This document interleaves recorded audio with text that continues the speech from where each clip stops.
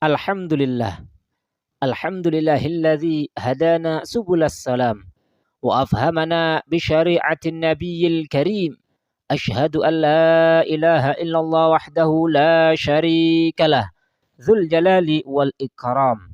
Wa asyhadu anna sayyidana wa nabiyyana Muhammadan abduhu wa rasuluh. Allahumma salli wa sallim wa barik ala sayyidina Muhammad wa ala alihi wa ashabihi wattabi'ina bi ihsanin ila yaumiddin. Amma ba'du, faya ayyuhal ikhwan, usikum wa nafsi bitaqwallah wa ta'atih la'allakum tuflihun. Qala Allah Ta'ala fil Qur'anil Karim, a'udzu billahi minasyaitonir rajim. Bismillahirrahmanirrahim. Ya ayyuhalladzina amanu taqullaha wa qulu qawlan sadida yuslih lakum a'malakum wa yaghfir lakum dhunubakum wa may yuti'illaha wa rasulahu faqad faza fawzan 'azima. Wa qala ta'ala ya ayyuhalladzina amanu taqullaha haqqa tuqatih wa la tamutunna illa wa antum muslimun. Shadaqallahul 'azim. Jamaah Jumat rahimakumullah. Pada kesempatan yang sangat berharga ini, marilah kita meningkatkan ketakwaan kita kepada Allah Subhanahu wa taala. Caranya adalah dengan imtithalul awamir wajtinabu nawahi. Artinya melaksanakan perintah-perintah Allah Subhanahu wa taala dan menjauhi segala larangan-larangannya. Ketahuilah, tidak ada bekal yang paling bagus kita bawa di hadapan Allah Subhanahu wa taala kecuali takwa kita kepada Allah Subhanahu wa taala. Kaum muslimin sidang Jumat rahimakumullah. Kita patut bersyukur kepada Allah Subhanahu wa taala karena kita masih diberi amanah umur yang panjang, diberi amanah kesehatan sehingga kita bisa menemui kembali tahun baru umat Islam, yaitu tahun baru Hijriah 1445. Ini menandakan bahwa secara kuantitatif umur kita semakin banyak dan secara kalkulatif ini menunjukkan bahwa kematian semakin dekat. Pergantian tahun ini atau tahun baru Hijriah ini harus kita beri makna. Makna ini penting agar pergantian tahun baru tidak hanya sekedar regularitas yang terjadi setiap tahun, tetapi pergantian tersebut sesungguhnya mengandung hikmah dan pelajaran yang harus kita pahami. Di awal tahun ini, mari kita semakin taat menjalankan perintah Allah Subhanahu wa taala. Kaum muslimin sidang Jumat rahimakumullah. Ketahuilah, di antara perintah Allah Subhanahu wa taala yang wajib dikerjakan adalah mengerjakan salat fardu. Seorang muslim wajib mengerjakan salat 5 waktu sebab Allah Subhanahu wa taala telah memerintahkannya sebagaimana firman-Nya di dalam Al-Qur'anul Karim, hafizu 'alas salawati was salatil wusta wa qumu lillahi qanitin. Artinya, peliharalah semua salatmu dan peliharalah salat wusta. Berdirilah untuk Allah dalam salatmu dengan khusyuk. Quran surat Al-Baqarah ayat 238. Kedudukan salat di sisi Allah Subhanahu wa taala sangatlah agung, tinggi dan mulia. Salat merupakan amal pertama yang akan dihisab. Dari Abu Hurairah radhiyallahu anhu, Rasulullah sallallahu alaihi wasallam bersabda di dalam hadisnya, "Inna awwala ma yuhasabu bihil 'abdu yaumal qiyamah min 'amalihi salatuh. Fa in saluhat faqad aflaha wa anjah. Wa in fasadat faqad khaba wa khasir." Artinya, sesungguhnya perkara pertama kali yang dihisab pada hari kiamat dari amal seorang hamba adalah salat. Jika salatnya baik, maka sungguh dia beruntung dan selamat. Jika salatnya buruk, maka sungguh dia celaka dan rugi. Hadis riwayat At-Tirmidzi. Kaum muslimin sidang Jumat rahimakumullah. Ketahuilah di antara yang akan dihisab oleh Allah Subhanahu wa taala pada hari kiamat adalah bagaimana perhatian kita terhadap istri kita dan anak-anak kita. Allah Subhanahu wa taala berfirman, "Wasabbih bihamdi rabbika qabla tulu'isy syamsi wa qabla ghurubiha wa min ana'il laili fasabbih wa atrafan nahar la'allaka tardha."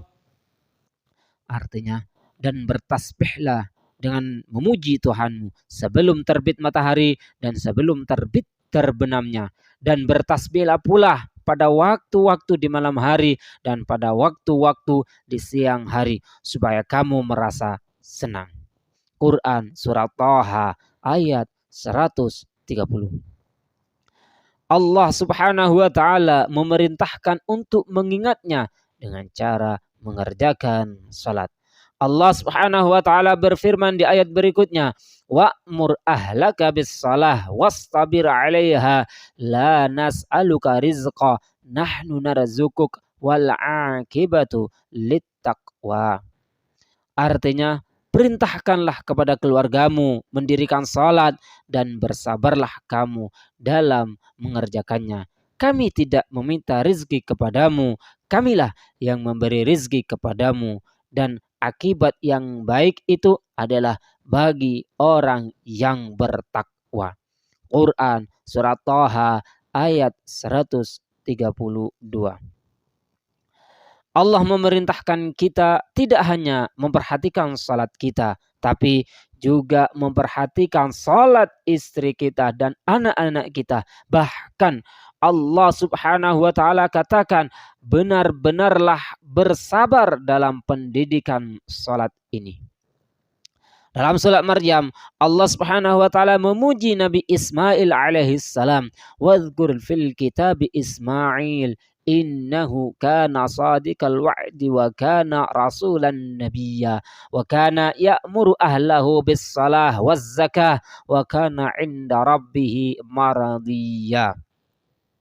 Artinya, dan ceritakanlah hai Muhammad kepada mereka kisah Ismail yang tersebut di dalam Al-Quran. Sesungguhnya ia adalah seorang yang benar janjinya, dan dia adalah seorang rasul dan nabi, dan ia menyuruh ahlinya untuk bersembahyang dan menunaikan zakat, dan ia adalah orang yang diridhai di sisi Tuhannya. Quran surat Maryam ayat 54 hingga 55. Dalam ayat ini Allah Subhanahu wa taala menjadikan Nabi Ismail alaihissalam teladan yang layak untuk dicontoh. Alasannya karena sifat dan karakternya. Seperti apa sifat tersebut? Allah Subhanahu wa taala sebutkan adalah seorang yang menepati janji, seorang rasul dan nabi. Beliau memerintahkan keluarganya untuk mengerjakan salat dan zakat. Kaum muslimin sidang Jumat rahimakumullah. Seperti inilah hendaknya sikap seorang yang bertakwa dan beriman. Mereka memerintahkan anak-anak mereka untuk mengerjakan salat.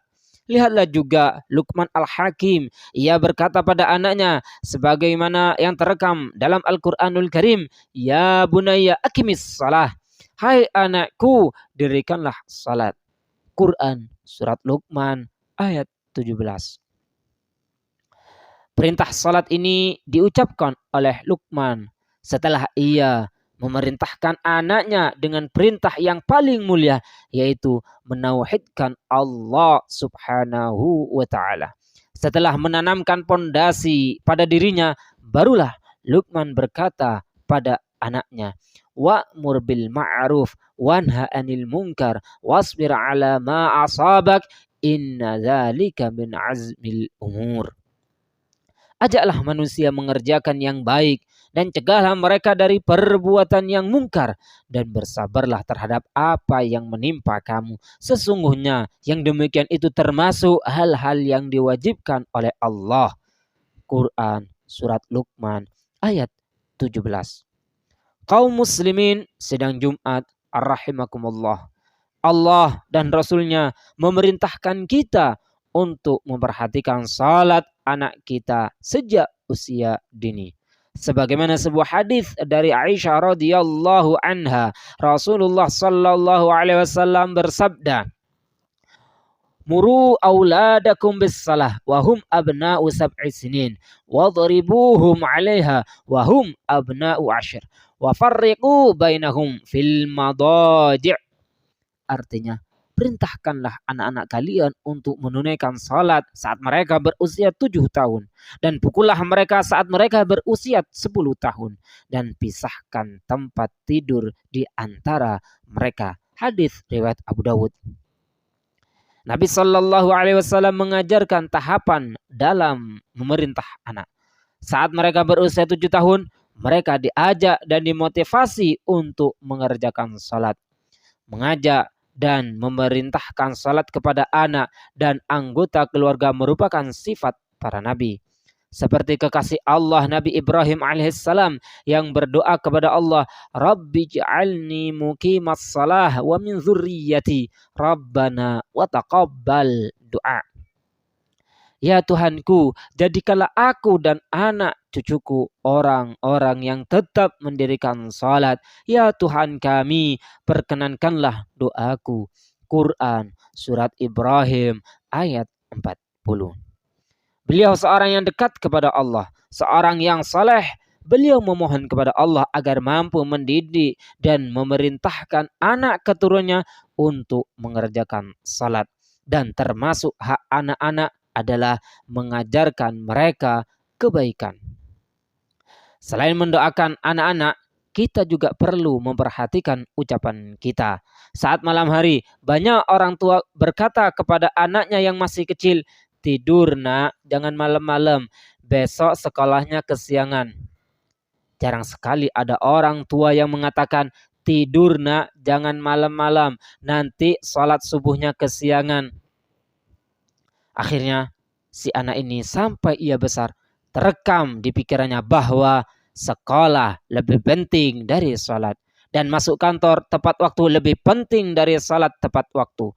Masuk kantor jangan sampai telat dan kesiangan. Kalau salat tidak mengapa. Ini lebih takut pada sekolahnya, pada kantornya, tempat mencari nafkah dibanding kepada Allah yang memberi rezeki. Kaum muslimin sidang Jumat ar-rahimakumullah. Selain itu, memerintahkan anak salat juga akan mendatangkan rezeki.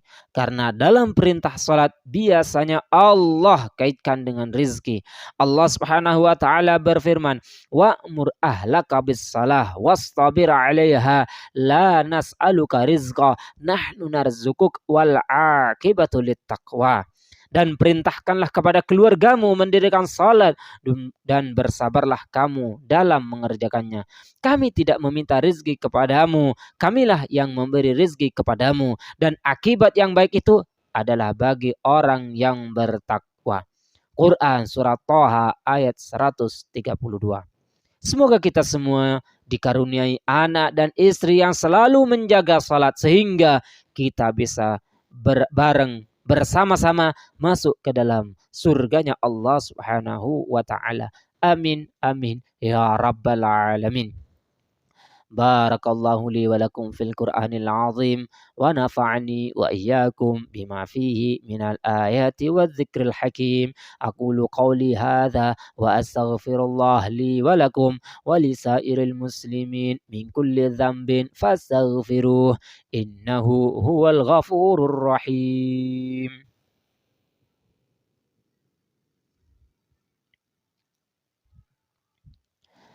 Alhamdulillah. Alhamdulillahilladzi manna 'alaina bid-dinil qawim wa hadana ila siratil mustaqim wa asyhadu an la ilaha illallah wahdahu la syarikalah wa asyhadu anna sayyidana Muhammadan 'abduhu wa rasuluh an-nabiyyul karim ar-raufur rahim. Allahumma salli wa sallim ala sayyidina Muhammad wa ala alihi wa ashabihi haqqa qadrihi wa miqdarihil 'azim. أما بعد فيا أيها المسلمون اتقوا الله حق تقاته ولا تموتن إلا وأنتم مسلمون. عباد الله، اعلموا أنه لا أنفع للإنسان في هذا الزمان من ثلاث خصال: الصدقة السر والإجهار، والاستغفار آناء الليل وأطراف النهار، وكثرة الصلاة على النبي المختار. فالصلاة عليه صلى الله عليه وسلم من أعظم القربات وأفضل الطاعات ومن أقرب الطرق الموصلة إلى رب البريات. فقد أمركم الله سبحانه وتعالى بأمر بدأ فيه بنفسه وثنى بملائكته المسبحة بقدسه وثلث بكم يا أيها المؤمنون من برية جنه وإنسه، فقال مخبرا وآمرا عليما: إن الله وملائكته يصلون على النبي يا أيها الذين آمنوا صلوا عليه وسلموا تسليما. اللهم صل وسلم على إمام الموحدين وعلم المهتدين وقائد الغر المحجلين سيدنا ومولانا حبيب الله ورسوله وأمينه على وحيه وتنزيله أبي القاسم سيدنا محمد بن عبد الله بن عبد المطلب بن هاشم وعلى آله وأصحابه الناصرين لشريعته والمهتدين بهديه المتبعين لسنته وعلى التابعين لهم بإحسان إلى يوم الدين. ورضي الله تبارك وتعالى عن الخلفاء الراشدين أئمة المهتدين سادتنا ذوي القدر جلي أبي بكر وعمر وعثمان وعلي، وعن أصحاب رسول الله أجمعين وأزواجه الطاهرين أمهات المؤمنين وأهل بيته الطيبين الطاهرين. اللهم اغفر للمؤمنين والمؤمنات والمسلمين والمسلمات الأحياء منهم والأموات إنك قريب مجيب الدعوات. اللهم اجعلنا بتذكيرك منتفعين ولكتابك وسنة رسولك متبعين وعلى طاعتك مجتمعين وتوفنا مسلمين وألحقنا بالصالحين. اللهم أصلح ولاتنا وأمراءنا وكل من وليته شيئا من أمورنا وأمور المسلمين. اللهم اسر عوراتنا وآمن روعاتنا وغزر أمطارنا وأرخص أسعارنا واشفي مرضانا وعاف مبتلانا وارحم موتانا وأصلح أحيانا يا أرحم الراحمين. ربنا آتنا في الدنيا حسنة وفي الآخرة حسنة وقنا عذاب النار. عباد الله، إن الله يأمر بالعدل والإحسان وإيتاء ذي القربى وينهى عن الفحشاء والمنكر والبغي يعظكم لعلكم تذكرون. واذكروا الله العظيم يذكركم واشكروا له على نعمه يزدكم واستغفروه يغفر لكم ولذكر الله أكبر.